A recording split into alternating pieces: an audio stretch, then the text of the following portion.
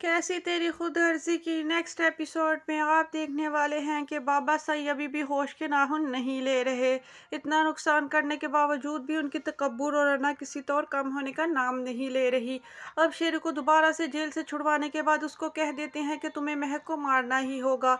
अगर तुम चाहते हो कि तुम्हें ज़िंदगी मिले तो इसके बदले में तुम्हें ये काम करना होगा। शेरू उनके आगे हाथ जोड़ देता है और इस बात से इनकार कर देता है कि वो अब ऐसा नहीं कर सकता। मगर बाबा जी उस पर मुसलसल दबाव डालते रहते हैं और कहते हैं फिर मरने के लिए तैयार हो जाओ। दूसरी तरफ शमशेर इस गम में मुब्तला है कि वो अपनी माँ का आखिरी दफ़ा दीदार भी नहीं कर सका और उसके बाप ने उसको माँ से मिलने तक नहीं दिया। वो महक के सामने बहुत टूट टूट कर रो पड़ता है। महक को उसके ऊपर बेहद तरस आता है। वो उसको बहुत तसल्ली देने की कोशिश करती है और उसको समझाती है कि ज़िंदगी इसी तरह ही चलती है। तुम्हारी माँ की इतनी ही ज़िंदगी थी, उन्होंने इसी तरह दुनिया से जाना था। मगर पछतावे रह रह कर शमशेर को डस रहे हैं। वो अपनी गलतियों पर बेहद पछता रहा है। वो महक से कहता है कि काश मैं वो गलतियां ना करता। मेरी माँ यहाँ आती रही, मुझे बुलाती रही, मेरी मिन्नतें करती रही, मगर मैं अपनी माँ के पास पलट कर ना गया। आज तक कभी मैंने अपनी माँ के लिए किया ही क्या था जो इतनी जल्दी वो मुझसे नाराज़ होकर इस दुनिया से चली गई हैं।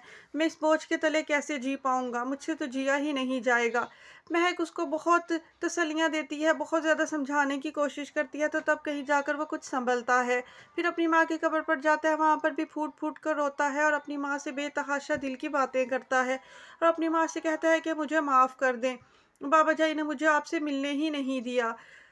दूसरी तरफ बाबा जान बाबा साई का गुस्सा और हकारत किसी तौर कम ही नहीं हो रही है। उनको इस बात की कोई शर्मिंदगी ही नहीं हो रही है कि उन्होंने एक बेटे को उसकी माँ से मिलने से रोक दिया।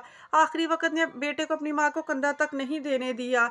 हर वक्त फरवा भी बाबा साई को इस शमशेर के खिलाफ ही भड़काती रहती है।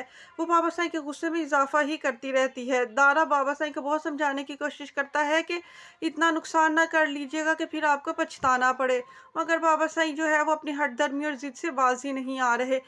मगर वो ये बात नहीं जानते हैं कि वो जो अपनी अना के हाथों महक को नुकसान पहुंचाने का सोच रहे हैं, इस दफ़ा वो अपने बेटे का ही नुकसान कर बैठेंगे।